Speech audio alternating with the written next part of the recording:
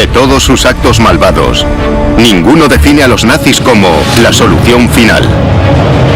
El asesinato de 6 millones de judíos. Pero ¿cómo consiguieron que toda una nación consintiese la masacre de una raza inocente?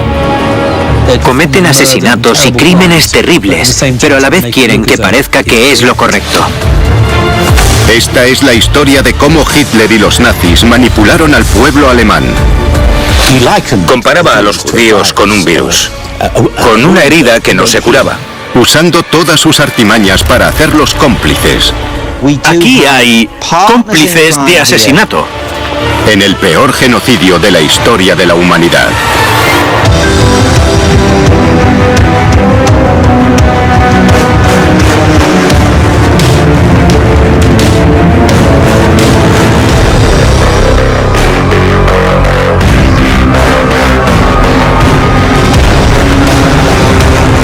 El ascenso del partido nazi.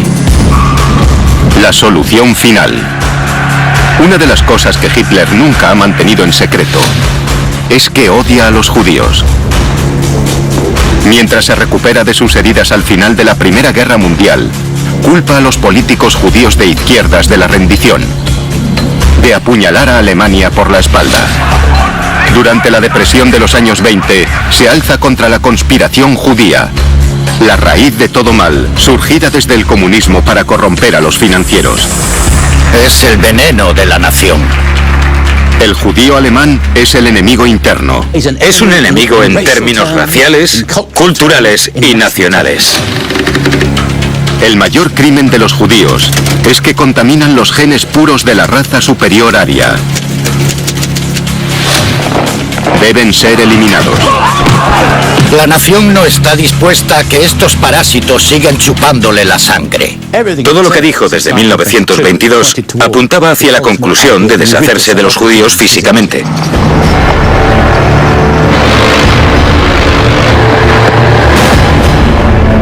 En 1941 es el amo del mundo. Ha derrotado a Francia. Ha ocupado Polonia. Y su ejército avanza hacia el interior de la Unión Soviética. Ahora ya puede comenzar con la ambición de su vida, crear una nación alemana pura, libre de judíos.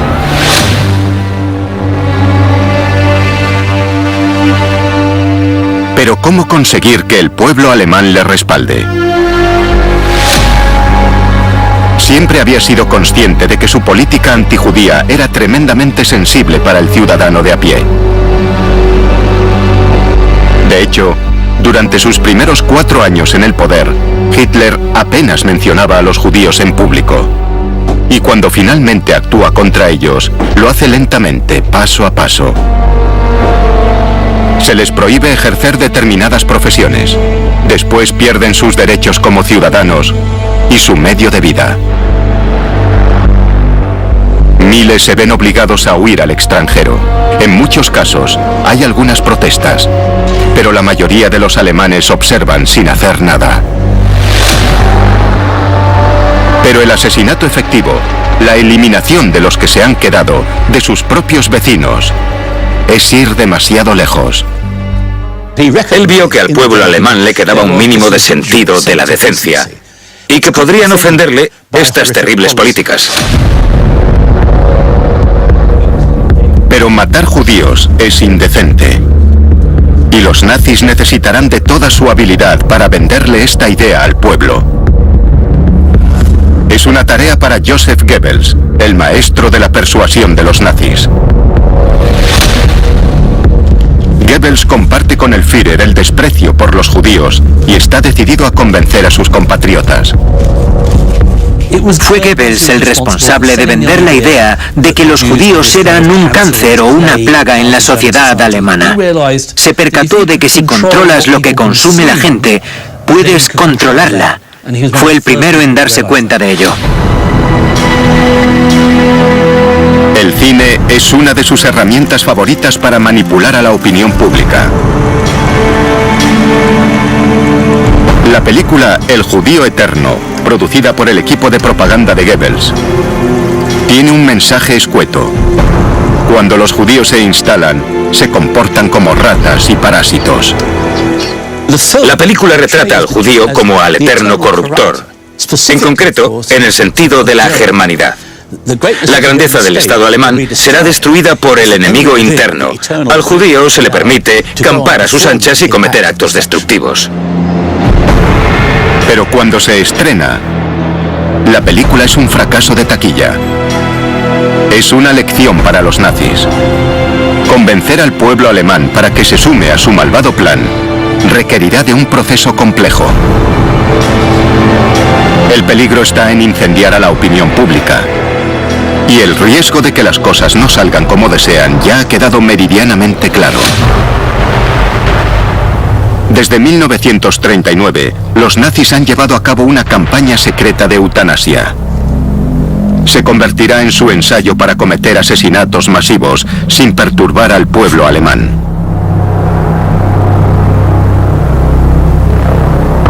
Primero, necesitan cómplices voluntarios. Médicos y enfermeros maleables reciben instrucciones de separar a los niños discapacitados o enfermos terminales. El siguiente paso es engañar a quienes podrían oponerse.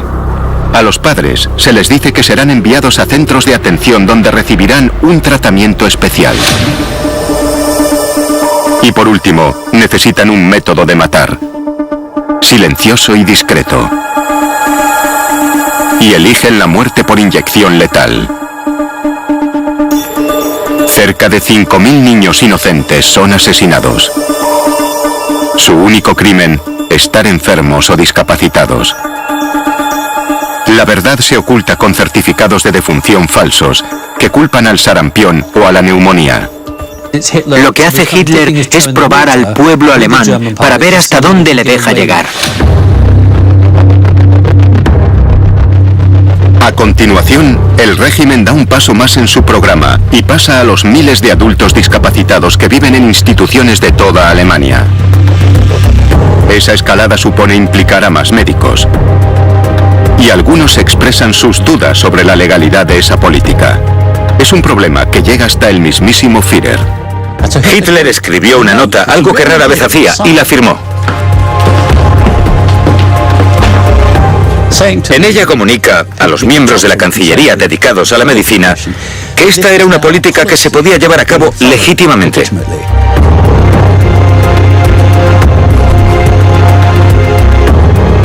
Para los médicos alemanes ya es oficial. Están obedeciendo las órdenes del Führer. Esa es la nueva cultura, se dicen a sí mismos. Es el entorno. Y es el típico camino hacia el infierno. Un departamento secreto conocido como T4 es el encargado de organizar el proceso. Para matar a tantos y tan rápido y en silencio, harán falta nuevas técnicas. Y a los hombres del T4 se le ocurre una ducha colectiva. Salvo que por estas tuberías no circula agua, sino un gas venenoso, monóxido de carbono. En muchos aspectos, el programa de eutanasia representa la absoluta bestialidad del régimen nazi. Decenas de miles de alemanes enfermos y discapacitados mueren de esta manera.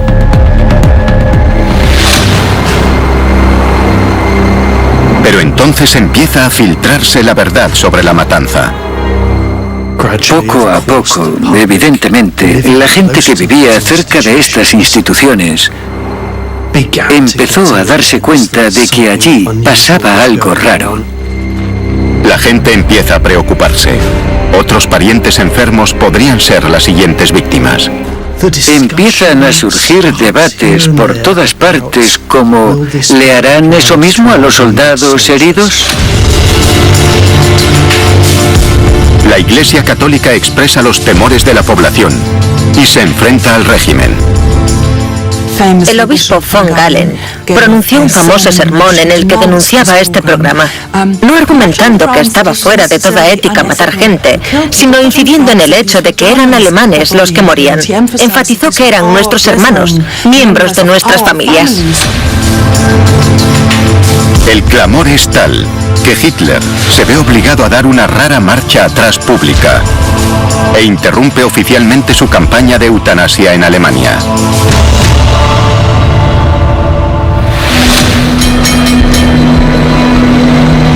Las protestas contra la eutanasia han enseñado a los nazis varias lecciones. Primero, si sus políticas raciales amenazan a las familias alemanas, la opinión pública se opondrá.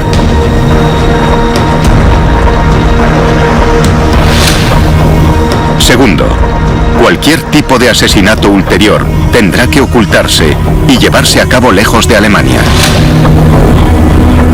Y tercero, el Führer no debe ser relacionado con nada vergonzoso. Estas lecciones marcarán la forma de actuar de los nazis con los judíos. En particular, Hitler no firmará nunca personalmente un documento comprometedor. No quería que su nombre se asociase con las peores brutalidades del programa antijudío. Oficialmente, el mariscal del Reich, Hermann Göring, el número 2 de Hitler, se encarga de los asuntos judíos. Pero en realidad, serán los fanáticos de las SS de Hitler quienes aportarán la solución final a la cuestión judía.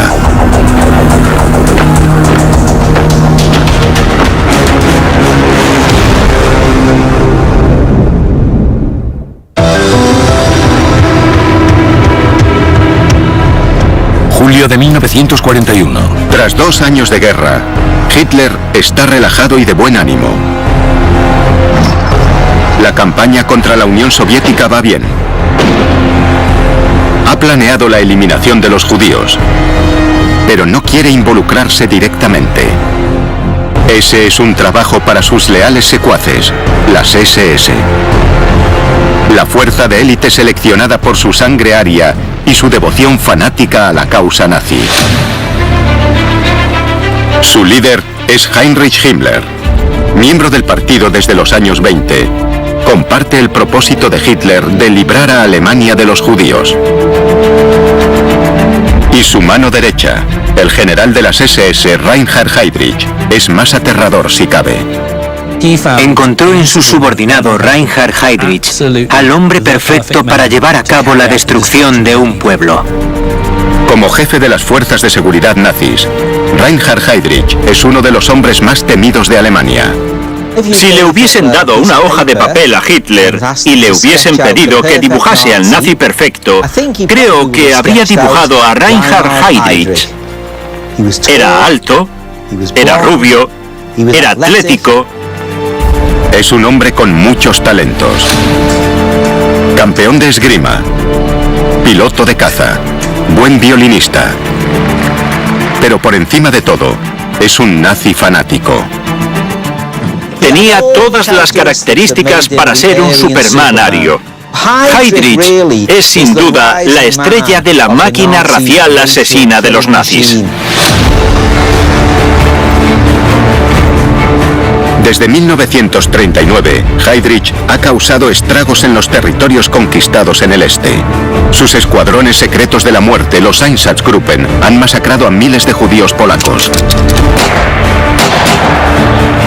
Los supervivientes son agrupados en guetos. Casi 3 millones esperan el fin en condiciones terribles. Después, los matones de las SS de Heydrich siguen al ejército alemán en su incursión en la Unión Soviética y continúan su campaña asesina contra los judíos. Las noticias de las masacres de Heydrich en el este empiezan a llegar a cuentagotas a Alemania. Querida Hannah, anoche 150 judíos fueron fusilados en esta ciudad. Hombres, mujeres y niños, todos aniquilados. No te preocupes, había que hacerlo. Pero no se lo cuentes a nadie. Muchos miles de alemanes saben lo que está pasando en el este. Pero no hacen nada. Y esto confirma lo que los nazis aprendieron del programa de eutanasia. Pueden matar a los judíos si nadie los ve, lejos de su país. Era algo que empezaba a filtrarse en la Alemania nazi. Era una especie de, llamémosle, secreto del que nadie quería hablar. Heydrich trama un ataque más contundente contra los judíos y necesita la autorización de arriba. No puede pedírsela a Hitler, que quiere mantener su participación en secreto.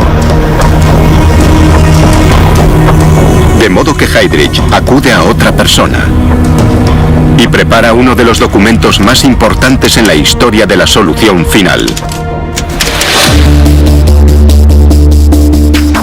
Lleva su carta secreta al domicilio del mariscal del Reich, Hermann Göring.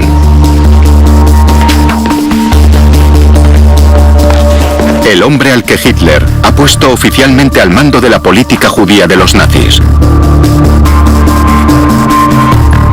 Lo que Heydrich quiere es la firma de Göring, autorizándolo a iniciar un plan para la deseada solución final de los nazis a la cuestión judía. Este es el sello de aprobación que necesita. Pero tendrán que pasar otros 5 meses para que Heydrich pueda poner en marcha su plan.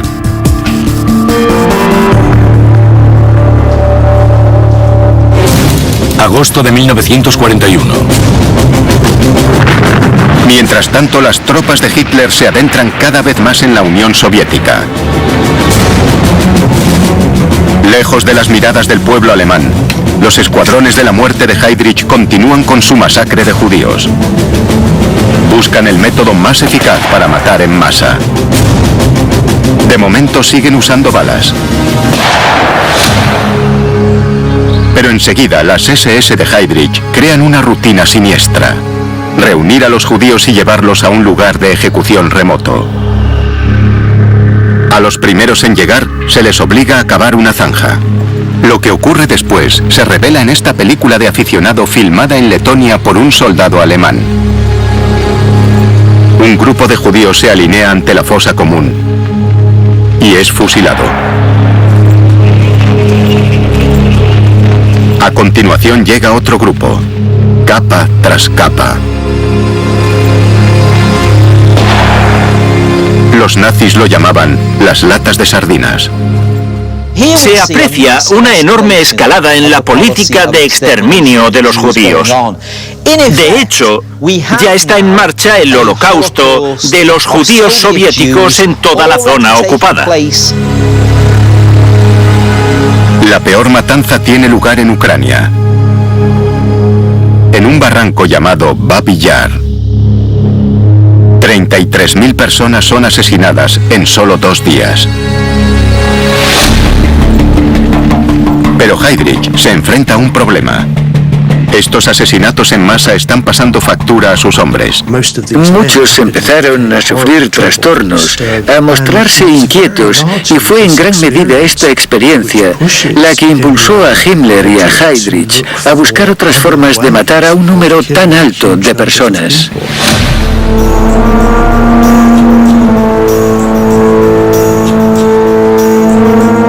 En su país, Hitler sigue buscando una forma de ocuparse de los 200.000 judíos que viven en Alemania. Todo el mundo conocía a algún judío, formaban parte de la sociedad alemana, eran alemanes, habían luchado en la Primera Guerra Mundial, habían ganado cruces de hierro. De modo que había que movilizar a la propaganda de Goebbels para crear un sentido de diferencia, para distinguirlos de sus vecinos de pura sangre alemana. Fase 1. Ponerles una estrella. Un alemán judío y otro no judío no eran tan diferentes. La idea es marcarlos con una estrella. Esa estrella amarilla es fundamental para diferenciarlos y empieza a mancharlos. Todos los mayores de 6 años están obligados a llevar la estrella amarilla de David. Este es el momento en el que le dicen a la gente de la calle: estas personas son diferentes de las demás. No son alemanes, son judíos. Y los judíos son una raza no deseada en nuestro Tercer Reich. Fase 2. asegurarse de que los alemanes no se relacionan con los judíos, aislarlos físicamente. Que no te haga creer que es bueno porque lo conozco. Es judío, son judíos y son una amenaza. Goebbels crea una corriente propagandística que transmite el mensaje insidioso de que no son los nazis quienes se vuelven contra los judíos, sino que los judíos son los responsables de sus desgracias. Para uno de sus eslóganes de la semana, utiliza una cita de Hitler. Si los financieros judíos internacionales lograsen su objetivo de sumir a las naciones una vez más en una guerra mundial, el resultado no será la victoria de los judíos, sino la aniquilación de la raza judía en Europa.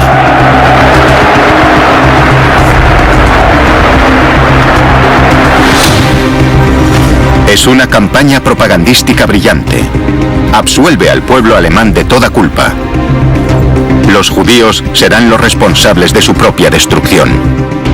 El acto más malvado que llevó a cabo Goebbels fue buscar un chivo expiatorio. Contaminó la mente de una nación. Lenta pero segura, la táctica ha ido convenciendo a los ciudadanos alemanes de que acepten la eliminación de sus vecinos judíos.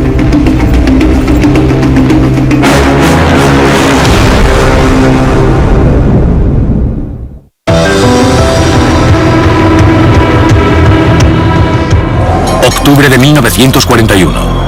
Los nazis están matando judíos por toda Europa Oriental y se han propuesto también eliminar a los 200.000 que aún viven en Alemania. Sin embargo, tienen la precaución de no inflamar a la opinión pública. La línea dura se ablanda para el consumo público, para no presionar mucho a las personas a las que ya se ha convencido para ser antijudías. El hombre que está al mando, el general de las SS Reinhard Heydrich, comienza una campaña de engaño. La línea oficial es que los judíos serán reubicados en el este. Heydrich sabe que no puedes decir públicamente vamos a matar a 6 millones de personas por la mañana. Hay que ser más sutil. Cuando hablas de evacuar a personas al este, hay que asegurarse de que parezca que solo estás evacuando personas al este. Heydrich crea entonces un campo modelo en Theresienstadt, en territorio checo ocupado. Los noticiarios muestran un lugar seguro, donde los judíos alemanes pueden reubicarse. Había instalaciones que muchos alemanes corrientes no tenían. Piscinas, salas de cine, zonas de masaje. La idea a transmitir era esta. Aunque no queremos a los judíos entre nosotros, no les haremos sufrir porque les damos un estilo de vida adecuado a los estándares civilizados. Es un engaño cruel. Para la mayoría de judíos, Theresienstadt solo es una parada, antes de ser enviados a los terribles guetos de la Polonia ocupada y del Báltico. Es uno de los elementos más aterradores de los nazis, que realizan asesinatos y crímenes terribles, pero al mismo tiempo quieren que parezca que es lo correcto. Pero la deportación de judíos alemanes que lleva a cabo Heydrich crea un problema nuevo. En el este, los guetos ya están saturados. Debido a la superpoblación, los líderes nazis de los territorios ocupados empiezan a matar judíos para hacer sitio para los recién llegados. Y esto está a punto de provocar un desastre en las relaciones públicas. 30 de noviembre de 1941. A finales de 1941, 1 millar de judíos alemanes son enviados al este, al campo modelo de Theresienstadt. Pero no son unos judíos cualquiera. Muchos son héroes de guerra, ancianos, condecorados con la Cruz de Hierro. Y entonces se produce un error. Son enviados a un gueto en Letonia, donde los judíos son masacrados. Debido a una confusión en el papeleo, acaban en Riga y muchos son fusilados. Es un error catastrófico. Si la noticia se filtra, el pueblo alemán se escandalizará. Es una advertencia para Heydrich y el jefe de las SS, Heinrich Himmler. La matanza de los judíos alemanes necesita de su supervisión directa. Pero a estas alturas, los planes para que las SS pongan en práctica la solución final ya están listos. 20 de enero de 1942. Un elegante palacio en el barrio berlinés de Wannsee es la sede de una reunión de alto secreto.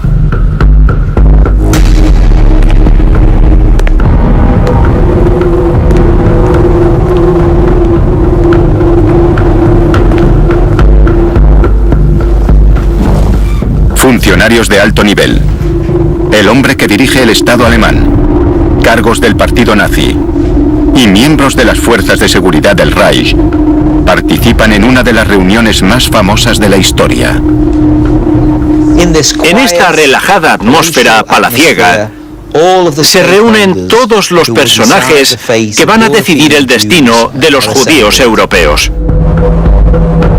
El anfitrión es Adolf Eichmann, organizador de la deportación judía. Se convertirá en un actor clave de la solución final nazi.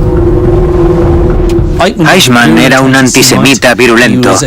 Era un hombre apasionado en muchos sentidos. Era un borracho, tenía amantes, era un nazi muy comprometido y creía firmemente que lo que hacía era lo correcto. Y no lo hacía solo porque fuese un funcionario aburrido, sino porque quería matar judíos.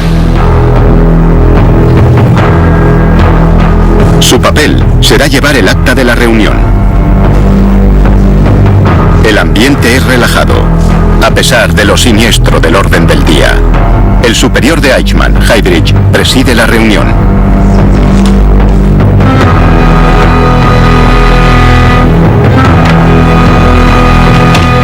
Primero, Heydrich deja claro que su autoridad viene desde arriba, vía Göring, el número 2 de Hitler. Y lo que propone es una operación dirigida por las SS. Heydrich quería dejar claro que todo lo que él hiciese o propusiese en Wannsee era la política ideada por el Führer.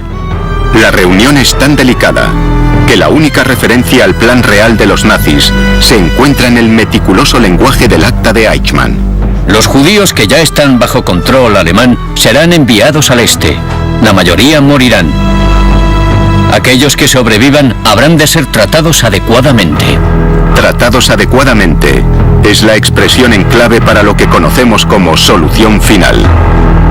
El plan es matar a los 11 millones de judíos de Europa. Es un genocidio.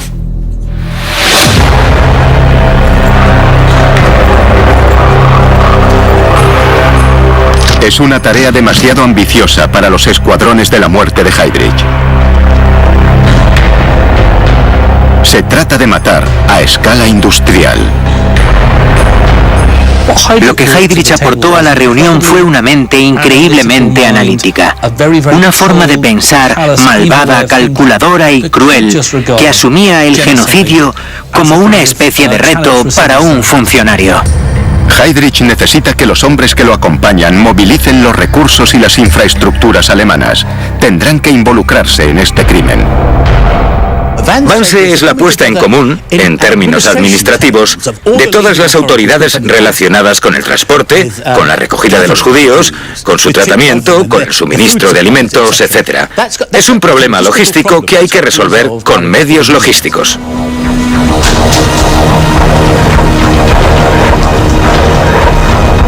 Para alivio de Heydrich, no hay disidencias. En poco más de una hora ha conseguido el acuerdo que quiere. El Estado alemán se movilizará y las SS se encargarán de la solución final.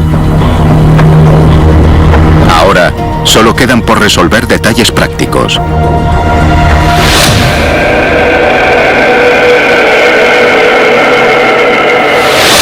En la zona más remota de Polonia Oriental hay enormes extensiones de bosques frondosos y oscuros. Si quieres deshacerte de alguien, es el lugar ideal.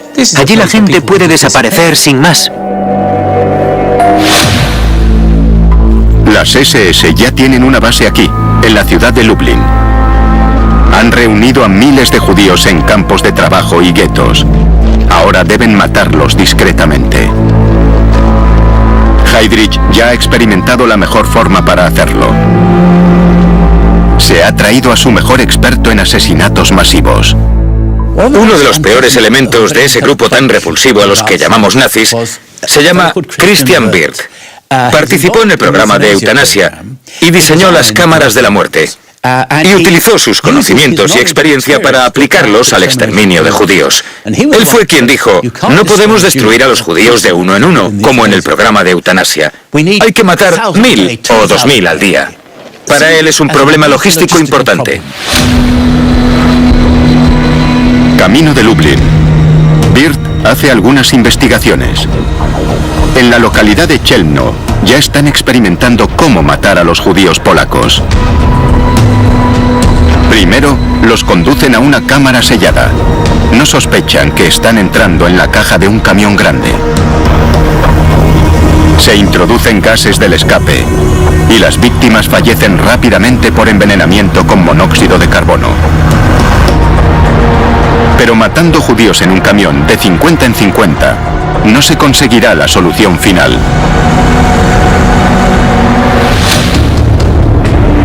Las órdenes de Birth son cometer los asesinatos masivos a escondidas, amparados en los bosques polacos.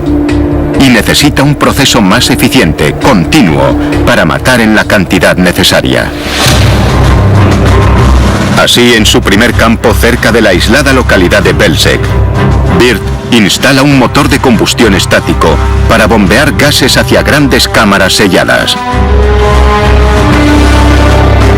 Belzec se convierte en el ejemplo para otros campos secretos, como Sobibor y Treblinka.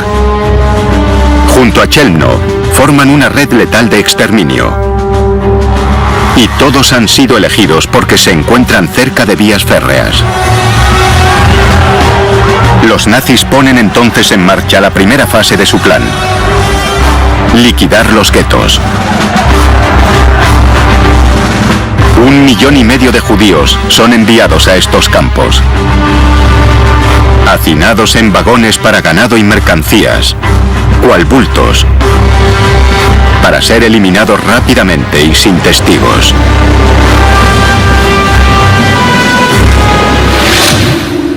A diferencia de los enormes campos de concentración de Alemania, que eran cárceles, estas fábricas de muerte solo necesitan un pequeño claro. Estos bosques son lugares siniestros, y los nazis eligieron un lugar que ya transmite una sensación de maldad antes incluso de todo lo que hicieron allí. Es un lugar aterrador. No es solo por lo que ahora sabemos que pasó allí. Es aterrador porque es remoto, oscuro, solitario y transmite una sensación de absoluta desesperación.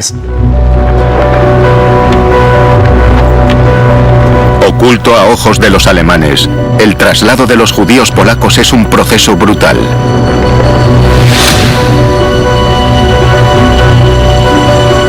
Pero reunir a los judíos alemanes y enviarlos a los campos de exterminio es un reto muy diferente. El hombre que se encargará de este problema será el burócrata asesino de Heydrich, Adolf Eichmann. Él será el cerebro del programa de deportación. El Holocausto, la destrucción de los judíos, fue un proceso burocrático. Y para empezar un proceso burocrático necesitas burócratas. Adolf Eichmann es el arquetipo de burócrata.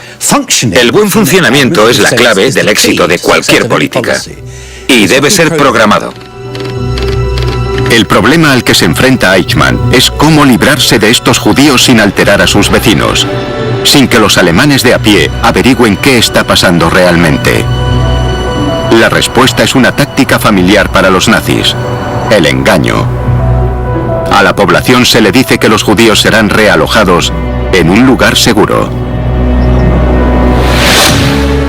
En las estaciones de tren no se ven los siniestros vagones de ganado. Los judíos se van en trenes de pasajeros cómodos, con billetes, comida y dinero para el viaje. Y este engaño surte efecto en los alemanes y en los judíos. Esta es la parte más extraordinaria del proceso, que parece desarrollarse de una forma muy natural. No vemos grandes protestas en los puntos de recogida alemanes. Se reúnen allí pensando que el realojamiento en el este tal vez sea mejor que caminar por una calle alemana sufriendo vejaciones. Les han arrebatado sus derechos civiles, les han arrebatado su dignidad, les han arrebatado sus propiedades. Muchos pensaban que las cosas realmente mejorarían. Habían aceptado que no había lugar para ellos en Alemania y que seguramente en Polonia las cosas no podrían irles peor. Los judíos solo descubrirán la verdad sobre su destino final una vez abandonado suelo alemán.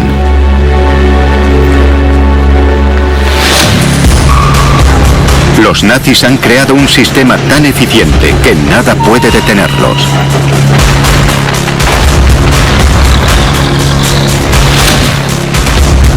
Ni siquiera que Reinhard Heydrich, el arquitecto de la solución final, caiga víctima de un atentado.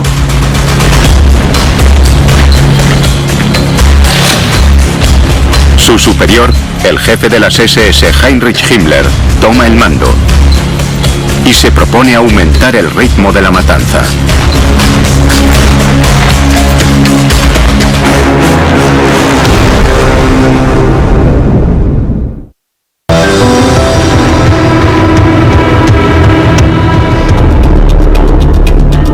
En los bosques de Polonia Oriental, los nazis ponen en práctica su solución final para la cuestión judía. Es el genocidio. Diciembre de 1942. A finales de año, Adolf Eichmann, el burócrata nazi asesino, recibe informes detallados de los campos secretos de exterminio polacos. Más de 1 millón de judíos ya han sido asesinados. La visión de Hitler empieza a hacerse realidad. Hubo un tiempo en el que los judíos de Alemania se reían de mis profecías, pero os doy mi palabra, dejarán de reírse en todas partes. Siguiendo el plan nazi, los judíos mueren extenuados trabajando o los matan directamente. En el sur de Polonia, uno de los campos de trabajo más grandes se transforma en la máquina de matar más famosa de los nazis. Y es aquí, en Auschwitz-Birkenau, donde los asesinatos masivos de la solución final alcanzarán un nivel de auténtica barbarie. Junto a un enorme complejo industrial, Himmler ordena la construcción de cámaras de gas y crematorios capaces de masacrar a 6.000 personas al día. Y los nazis disponen de una nueva técnica para matar. Un producto químico concebido como pesticida. El ciclón B es una sustancia a base de cianuro. En una atmósfera cálida y húmeda, sus bolitas se transforman en un gas de una gran toxicidad. Las celdas de la muerte se construyeron con tuberías que llegaban desde arriba o con agujeros en el techo por los que se vertían las bolitas. El pesticida pronto empieza a ser utilizado por los nazis a gran escala. Están entrando en un territorio totalmente nuevo. Nunca en la historia alguien había intentado algo semejante, así que literalmente están haciendo pruebas. La fabricación del ciclón B dispara los beneficios de la industria química alemana. La complicidad de los grandes fabricantes de componentes químicos es obvia. En Nuremberg declararían que no sabían para qué se usaba, pero ¿para qué se necesita ciclón B en tal cantidad si no es para utilizarlo con personas? A estas alturas, muchos alemanes empiezan a ser conscientes de lo que les está pasando a los judíos. Para ayudar a financiar sus malvados planes, Himmler convierte la solución final en una sociedad comercial entre las SS y los gigantes de la industria alemana. Las SS hacen una fortuna alquilando a sus prisioneros judíos, hombres, mujeres y niños, para que trabajen en las fábricas de IG Farben. vemos claramente que en el proceso de matar, aquí hay cómplices de asesinato. No son solo nazis, sino que también hay grandes empresas capitalistas que participan en el proyecto con los nazis y además lo financian. Pero no son solo las grandes empresas las que se implican en el genocidio. Miles de alemanes de a pie también contribuyen en parte. Está el maquinista del tren que lleva el convoy que traslada a los judíos por Europa. Él sabe lo que está pasando, pero no hace preguntas. Está el funcionario que trabaja en algún departamento menor de Berlín y que es responsable de suministrar los vagones para llevar el cargamento de judíos y que dice que solo cumple órdenes. Hay muchos engranajes y todos ellos creen que no forman parte del proceso porque su papel es nimio. Pero si sumamos todos los engranajes, tenemos una máquina de matar. Pero si los aislamos uno a uno, pueden decir, yo no fui. Con este silencio cómplice, ningún alemán tiene que hablar abiertamente de la solución final. Nadie tiene que asumir la responsabilidad. Y todo ello parece ocurrir con apenas un atisbo de protestas en casa. En 1943, Himmler se atreve a declarar que Alemania es casi Judenrein, libre de judíos. La única resistencia aparece en una concentración famosa, cuando los nazis intentan deportar a un grupo de judíos casados con mujeres alemanas. Hay un suceso conocido como el asunto Rosenstrasse, que ocurre tras la detención de un grupo de judíos. Sus esposas no judías se reúnen y protestan, todas juntas, frente a casas y edificios oficiales de los nazis. Era tal su determinación que ignoraron las amenazas para que se dispersasen. Cuando esas protestas se hacen públicas, causan una auténtica consternación a los más altos niveles. Incluso ahora, los nazis tienen miedo de reconocer lo que está pasando. Al final, las autoridades nazis llegaron a la conclusión de que era mejor ceder que enfrentarse a ellas, y permitieron a los maridos volver a casa. Incluso indultaron a 35 judíos que ya habían sido enviados a Auschwitz.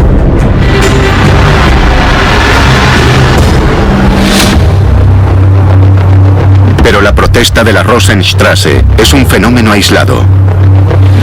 Octubre de 1943. Para Heinrich Himmler, la solución final representa un triunfo repulsivo. Existe una grabación de un discurso suyo en una reunión secreta de los líderes de las SS, donde se muestra abiertamente orgulloso. Esta es una página gloriosa que nunca se ha mencionado y nunca se mencionará. El reconocimiento de que no serán héroes ante la opinión pública es una muestra de que lo que han hecho se considera inaceptable. Por ahora, han matado a unos 4 millones de judíos desde el comienzo de la guerra. Otros 2 millones serán asesinados antes de que acabe.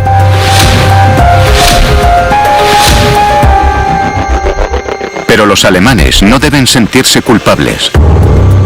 Himmler echa la culpa a los judíos. Ellos son responsables de su propia aniquilación. Tenemos el derecho moral, tenemos el deber para con nuestro pueblo de hacerlo, de matar a esas personas que quieren matarnos a nosotros.